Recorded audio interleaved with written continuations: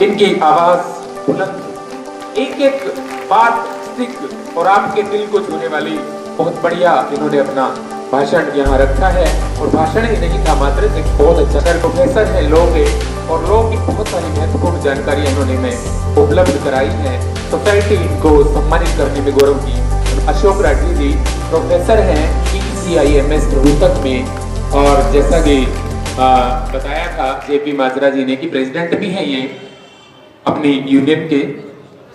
ये विश्वास भी दिलाते हैं डॉक्टर साहब को कि हम आपके बताए गए रास्ते पे चलेंगे और आगे इस कारवां को बढ़ाते हुए हम फोटो के बाद अब अपना मंच एक बार फिर से मंच पर आसीन होंगे, आप अपना स्थान ग्रहण करें। आज के मुख्य अतिथि श्री सुरेंद्र पवार जी, इस सभा के प्रधान श्री भाटिया जी, डॉक्टर माजरा जी, डॉक्टर राठी जी, बहन पूनम अम्बेडकर जी, डॉक्टर छाछर जी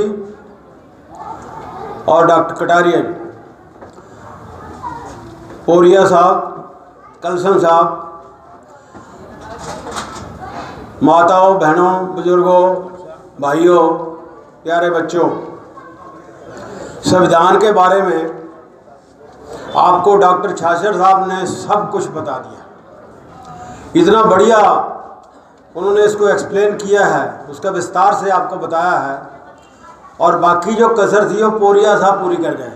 मैं कहाँ रहा, तो मेरा तो नंबर ही बहुत बाद में आया, मैं कहाँ बोलूँ अब। खैर, बाबा साहब जब संविधान लिख रहे थे, उन्होंने दो महान पुरुषों की बातें उनके जहन में थी। पहली, गुरु रविदास जी महाराज, उन्होंने कहा था ऐसा चाहूं राज्य में जहाँ मिले सभी को अन्न, छोट बड़े सब सम रहें, रविदास रहे प्रसन्न। तो बाबा साहब क्या लाए संविधान में कि हर व्यक्ति, हर नागरिक देश का कानून के सामने बराबर है और उसको कानून की पूरी प्रोटेक्शन सबकी तरह बराबर मिलेगी। इसी तरह हमारे समाज में, हमारे देश में, हमारे जिसको बोला हिंदू राज बोल, हिंदू धर्म बोलते हैं, जो औरत है उसको एक तरफ तो मानते हैं जी हमारी सरस्वती माँ, ये हमारी दुर्गा माँ, ये पता नहीं हमारी सब तो धन देवता, ये हमारी मतलब डॉक्टरों वाली क्या बोलते हैं जी उसको, और डॉक्टर भी सब कुछ इसी को बनाते हैं कि भाई सर्जरी भी यही करेंगी। लेकिन जब सुबह उठती है, जब उसके घर वाला दफ्तर जाता है, तो सामने हाथ फैला के खड़ी होती धन की देवता के आज की सब्जी के पैसे दे जाओ, और उसको जो है मनुस्मृति में जूते के समान माना गया। तो इस बारे में गुरु नानक देव जी ने कहा था, सो क्यों मंदा आखिए जिस जम्मे राजान, जिन्होंने राजा पैदा किए उसको आप छोटा कैसे मानते हो, उसको बुरा कैसे मानते हो, उसको अच्छा क्यों नहीं मानते। इसलिए संविधान में जब बाबा साहब लिख रहे थे, ये बात भी उनके दिमाग में थी, उन्होंने कहा कि इनके साथ बड़ी ज्यादती हो रही है, सभी को बराबरी का अधिकार है। उसमें ये नहीं कहा कि इंसानों को, आदमियों को बराबरी का अधिकार है, उसमें हर लिंग को किसी के साथ लिंग के आधार पे, धर्म के आधार पे, जाति के आधार पे या किसी स्थान के आधार पे उसके साथ गैर बराबरी नहीं की जा सकती और उसको संविधान की पूरी प्रोटेक्शन है अगर उसके साथ कोई जाति करता है। इसलिए डॉक्टर साहब ने आपको बताया कि आर्टिकल 32 में आप सुप्रीम कोर्ट जा सकते हैं अपने अधिकारों की रक्षा के लिए। क्यों? अगर आपको मौलिक अधिकार में जो मौलिक अधिकार जो दिए हुए हैं इस भाग 3 में, उसकी अगर उल्लंघना होती है, उसको कोई इन्फ्रिंज करता है, तो आप सुप्रीम कोर्ट जा सकते हैं अधिकारों की रक्षा के लिए। तो आपने संविधान के बारे में बहुत सुना, और ये पहली बार मैं यहाँ सोनीपत में देख रहा हूँ कि आज आप संविधान दिवस मना रहे हैं, बहुत खुशी की बात है। पहले सुप्रीम कोर्ट में एक लॉ डे मनाया जाता है इसी 26 तारीख को, तो आज ये सोनीपत से शुरू होता ही बात हुई है कि संविधान दिवस मनाया जा रहा है। और संविधान के बारे में 1970 में जब ये संविधान हमारा अडॉप्ट हो गया, हमारे कितने लोगों को इसके बारे में पता है? ये सिर्फ प्रोफेसर के अलमारी में या वकीलों की अलमारी में दिखाई देता है, आम लोगों को इसके बारे में पता नहीं है। इसलिए ये हमारी एक जिम्मेवारी बनती है कि संविधान के बारे में जगह जगह जा करके अपने लोगों को बताया जाए कि संविधान में आपको अधिकार क्या दिए हैं और उन अधिकारों के आपने रक्षा कैसे करनी है और उस अधिकारों के लिए लड़ना कैसे है। अधिकार जो आपको मिल गया है, माँ भी अपने बच्चे को दूध नहीं देती जब तक बच्चा नहीं रोता। अधिकार लड़ने से मिलता है, प्यार से कोई नहीं डरता। और लड़ आप कर सकते हैं जब इकट्ठे हो जाएंगे, इकट्ठे तो आप होते नहीं। अगर पड़ोसी को कोई मारता है, बोलो इसके हो रहा, मेरे थोड़ी हो रहा, मैं नहीं जाता। अभी किसी ने कहा था बड़ा अच्छा, ये मेरे साथ ये घटना घटी गांव में।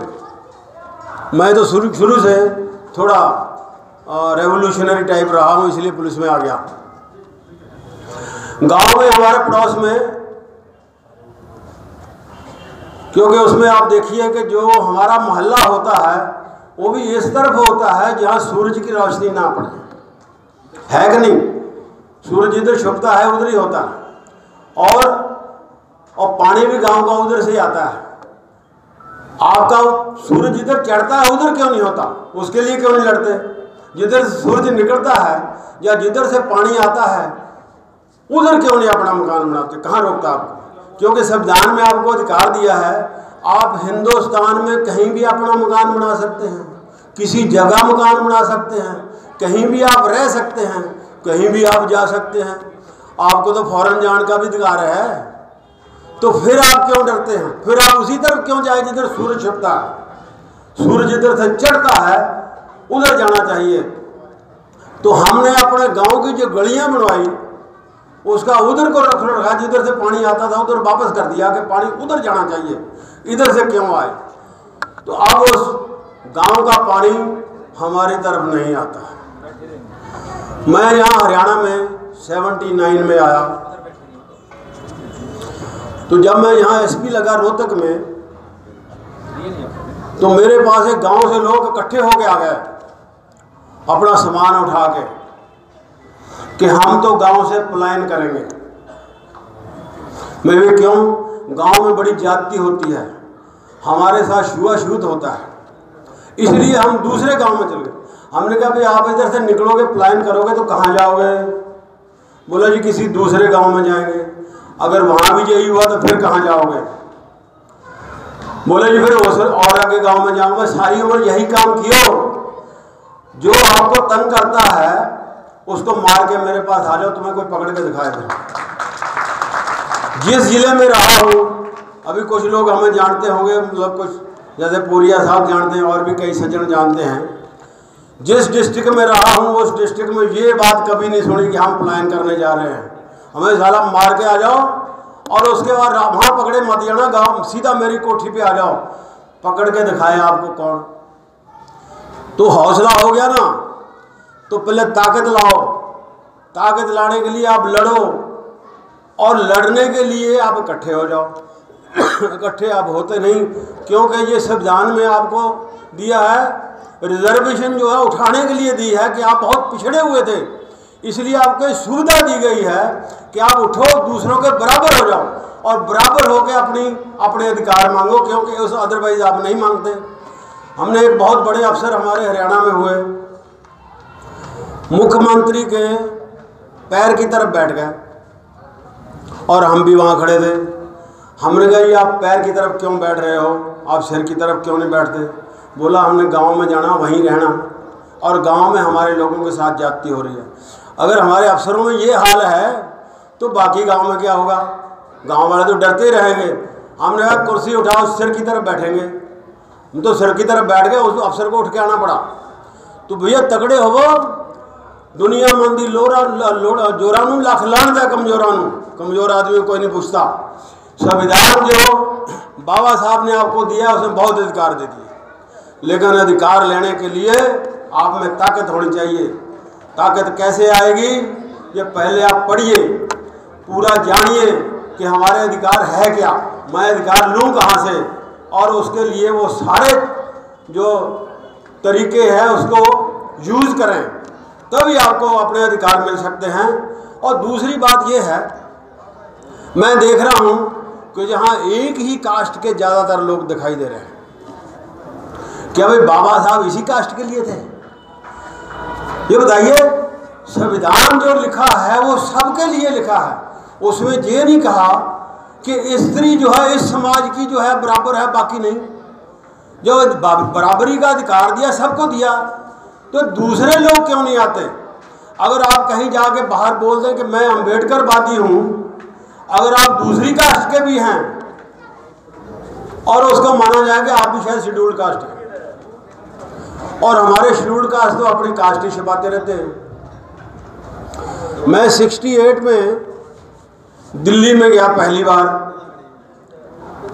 हमने एग्ज़ाम देना था यूपीएससी का, क्योंकि हमारे माँ बाप हमें पढ़ा नहीं सकते थे, इसलिए सुबह नौकरी करने के लिए कोई तरीका ढूंढा गया। तो हमने यूपीएससी उस वक्त क्लर्क ग्रेड का एग्ज़ाम लेती थी, तो हमने एग्ज़ाम दिया क्लर्क ग्रेड का, क्लर्क बन गए और रात को पढ़ाई करी। उसके बाद जो है जितनी भी नौकरियां, मैंने 8-9 नौकरियां बदली हैं, ये 9वीं नौकरी आईपीएस की। तो उस वक्त मैंने देखा कि आरकेपुरम सेक्टर 3 में रविदास का मंदिर है, और वो करोल बाग से उसका लेके आते थे रथ रविदास बाग जी का, और उसमें 3 ही आदमी होता जो गड्ढे पे लाते थे। उस गड्ढे पे एक बच्चा बैठा हुआ है, एक पीछे चल रहा है, एक वो गड्ढे को चला रहा है, बाकी लोग कोई नहीं है। और मंदिर में भी 4-5 लोग होते थे। तो हमने कहा भी तुम अपनी कास्ट बता, कहते जो लोगों को पता चल जाएगा मैं कौन हूँ। भाई तुम्हारा तो पता लगना चाहिए तुम कौन हो, जब पता लगेगा तुम इकट्ठे कैसे हो जाओगे? तो आपकी जो ACR लिखी जाती है, जो आपकी सर्विस बुक है, सभी अफसर जो हैं यहाँ जितने भी सरकारी मुलाजिम बैठे हैं, आपकी ACR में आपकी कास्ट का सबसे ऊपर लिखा हुआ है कि आप कौन हैं, आप कहाँ के रहने वाले हैं, और आपके कितने बच्चे हैं, और आपकी प्रॉपर्टी की हर साल आपको देना पड़ता है। तो फिर उसे छिपाना क्या भाई? मैं अगर चमार हूँ तो मैं क्यों नहीं छिपाता, क्यों छिपाऊँ? मैं अगर वाल्मीकि हूँ तो मैं वाल्मीकि हूँ, तो क्यों मैं छिपाता हूँ? तो जो हूँ वो सामने है। तो अगर आप लिखना शुरू कर दें मैं कौन हूँ, बताना शुरू कर दें कौन हूँ, तो आप अपने आप इकट्ठे हो जाओगे। पहले तो छुपाते हैं। मतलब दिल्ली में मैंने बहुत कुछ देखा कि उसमें पड़ोसी को नहीं पता, सारे पड़ोसी एक ही कास्ट के रह रहे हैं, लेकिन आपस में पता ही नहीं कौन है। तो भाइयों, आपके अधिकार बाबा साहब ने पता नहीं कितनी मेहनत करने के बाद आपको दिए। उन्होंने क्या क्या सहा, क्या कहते हैं, 100 तन लागे, जिस तन लागे 100 तन जाने।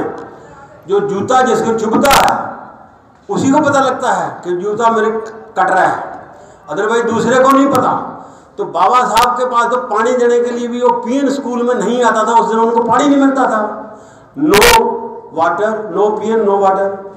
तो अगर ये हालत उनकी थी कि उनका पीएन जो ऊपर से पानी डाल रहे हैं वो हाथ से पी रहे हैं, और उसके बाद उनको गाड़ी से उतार दिया जाता है कि आप तो वो हो, तो उस हालात में जो व्यक्ति उठा, दुनिया का सबसे पढ़ा लिखा आदमी वो हुआ। संविधान बनाने के लिए कोई ऐसे नहीं दे दिया कि बाबा साहब को रिजर्वेशन की वजह से दे दिया, ना, इतना पढ़ा लिखा और कोई था ही नहीं। इसीलिए बाबा साहब को जो दिया गया कि आप सबसे ज़्यादा पढ़े लिखे हो, इंटेलिजेंट हो, आप इसको बढ़ाओ संविधान को। और उन्होंने उस समाज को, हमारे को देखा था, हिंदुस्तान में जगह जगह घूमकर देखा था, अमेरिका इंग्लैंड में देखा था आगे हालत क्या है, वो सारी चीज़ें संविधान के बीच में लाए। इसलिए ये हमारा संविधान अमेरिका के संविधान से अच्छा है। जो डॉक्टर साहब कह रहे थे 160 साल के बाद भी वो पट्टी बस से नहीं हटी कि ये इनके लिए नहीं है। बहादुर जैसे महात्मा गांधी वो जो साउथ अफ्रीका से आए थे, वहाँ भी ट्रेन में लिखा हुआ था हिंदुस्तानियों और कुत्तों के लिए ये जगह नहीं है। तो ये तो उसमें हमारे साथ भी यही होता। जो उस वक्त समाज में क्या था कि आप चल रहे हैं, आपके पीछे छापे बांध दिए जा रहे हैं, आपका निशान ना पड़ जाए। अगर आपके पैर का निशान पड़ गया, उस पर किसी दूसरे भाई का पैर उस पर लग गया तो वो तो खत्म हो जाएगा, उसको करंट लगेगा, मर जाएगा। इसलिए आपका जो निशान मिटाया जाता था। तो ये ऐसी जो हालात में बाबा साहब रहे, उन्होंने ये संविधान बनाया क्योंकि उनको पता था कि संविधान नहीं बनाया गया, इस तरह नहीं लिखा गया, ये चीज़ें नहीं लाते तो दिक्कत होगी। क्यों? जो गोल मेज कॉन्फ्रेंस हुई, राउंड टेबल, उसमें बाबा साहब ने जो डिमांड रखी, उसमें पहले तो ये कि हमारे पास डबल वोट का अधिकार होना चाहिए। उसके लिए महात्मा गांधी ने क्यों रोका, क्यों शोर मचाया कि नहीं होना चाहिए? उनको पता था कि ये सारे के सारे तो यही जीत के आ जाएंगे। अब क्या है, आप लोगों के लिए 17 हरियाणा में टोटल विधानसभा हैं जो रिजर्व है, उसमें आपको एक ही वोट डालने का अधिकार है। शाहबाद की जो विधानसभा है उसमें मेरे ख्याल 8000 टोटल एससी हैं, बाकी नॉन एससी हैं। तो वो बंदा कौन सिलेक्ट करके भेजेंगे? Non SC. एससी की भी तो वोट से वो आएगा ही नहीं, तो इसलिए उनकी सुनेगा। और पॉलिटिकल जो पार्टी है वो भी टिकट अपनी मर्जी से देंगी कि ये आदमी हमारे खिलाफ बोलेगा या नहीं बोलेगा, विधानसभा में हमारे कहने पे हाथ खड़ा करेगा या नहीं खड़ा करेगा। अगर वो हाथ खड़ा करने वाला ये है तो उसको टिकट दे देंगे। टिकट दे देंगे तो अपनी कास्ट को जो पॉलिटिकल बॉस है वो कहेगा भाई इसको जिताओ, दूसरे को नहीं जिताना। इसलिए जो हमें नुकसान हुआ एक वोट लेने का।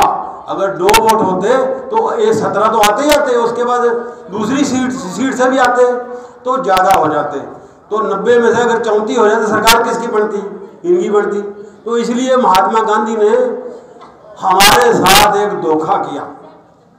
और वो जो रिजर्वेशन है उनको ये भी खतरा था कि महात्मा गांधी को उस समय ये भी खतरा था कि अगर ये इनकी बात मान ली गई और इनको minority community, statutory minority community detail कर दिया, जैसे आपके साइमन कमीशन में था, अगर ये डिक्लेयर कर दिया तो ये अलग हो जाएंगे।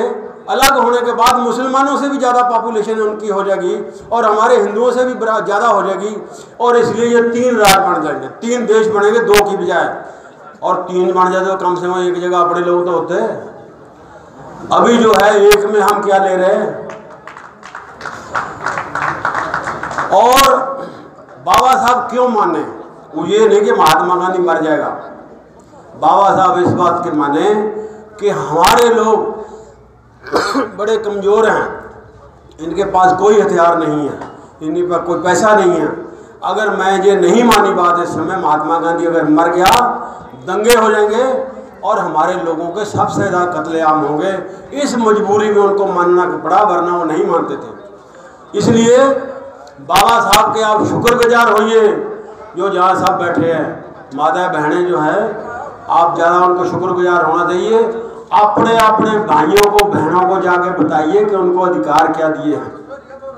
अभी चल रही थी कि हम 32 में सुप्रीम कोर्ट से अधिकार ले सकते हैं। अभी मैं आपको बड़ी इंटरेस्टिंग एक कहानी सुनाता हूँ, छोटी छोटी। हमारे जो है हरियाणा में जजों की बहुत वैकेंसी है और इसलिए सुप्रीम कोर्ट ने एक ऑर्डर किया कि आप जो है जजों की वैकेंसी पूरी करो। तो देखा गया कि सबसे ज़्यादा वैकेंसी एससी की है। तो एससी किस लिए नहीं आते कि इंटरव्यू नंबर नहीं देते उन्हें। तो 2010 में एक अमेंडमेंट लाए जिसमें ये लिखा था कि जो 45% नंबर ले लेगा एससी या एसटी और 50% जो जनरल कैटेगरी का नंबर ले लेगा वो रिटर्न में क्वालिफाई कर लेगा इंटरव्यू के लिए। और जो जनरल कैंडिडेट है उसको इंटरव्यू में 50% लेने पड़ेंगे। और उसमें ऐसी की कोई कंडीशन है कि उनको इंटरव्यू में कितने नंबर लेने पड़ेंगे। अब उसमें सिलेक्ट कमेटी में ये एग्ज़ाम हो गया, इंटरव्यू हो गई।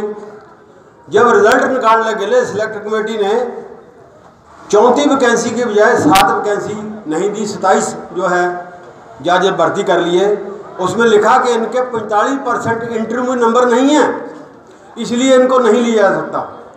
उन लड़कों ने रिप्रेजेंटेशन करी कि ये रूल में नहीं है, 45% की कोई कंडीशन नहीं है, सिर्फ ये कंडीशन है कि इनके 45% रिटर्न होने चाहिए और जो इंटरव्यू में नंबर मिला के जो मेरिट में आएगा, चाहे उसके 40% नंबर हो चाहे 42% नंबर हो, वो सिलेक्ट हो जाएगा। अब हाई कोर्ट की तो सिलेक्शन कमेटी में 3 जज हैं, उन्होंने वो रिजेक्ट कर दिया। उसके बाद वो हाई कोर्ट में गए,